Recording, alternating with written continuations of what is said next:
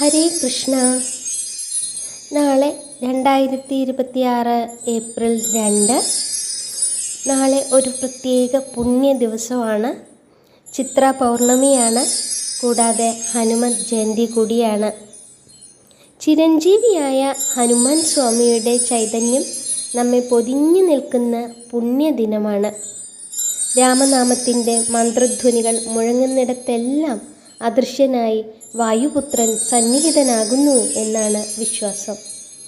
ആത്മീയതയുടെ പാതയിൽ ഹനുമാൻ സ്വാമി വെറുമൊരു ഭക്തനല്ല, പരിപൂർണമായ ശരണാഗതിയുടെ പ്രതീകമാണ്. അഹംഭാവം വെടിഞ്ഞ് ഈശ്വരനിൽ ലയിക്കുന്ന ഭക്തന് അസാധ്യമായിട്ട് ഒന്നുമില്ല എന്ന് തൻ്റെ ജീവിതത്തിലൂടെ ലോകത്തിന് കാട്ടിക്കൊടുത്തതാണ് ഹനുമാൻ സ്വാമി. ശക്തിയും ബുദ്ധിയും വിനയവും ഒത്തുചേർന്നുള്ള അപൂർവ സംഗമമാണ് സ്വാമി.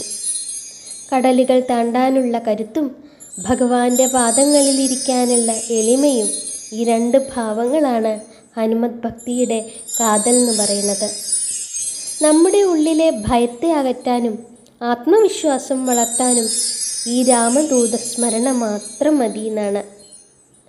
ഹൃദയത്തിൽ രാമനാമവും ചുണ്ടിൽ ഹനുമൻ ചാലീസയുമായിട്ട് നമുക്കും ഈ ആത്മീയ യാത്രയിൽ പങ്കുചേരാം. എല്ലാവർക്കും ഹൃദയം നിറഞ്ഞ ഹനുമത് ജയന്തി ആശംസകൾ നേരാണ്. എല്ലാവരുടെയും ദിവസം ശാന്തിയും സമാധാനവും നിറഞ്ഞതാവട്ടെ.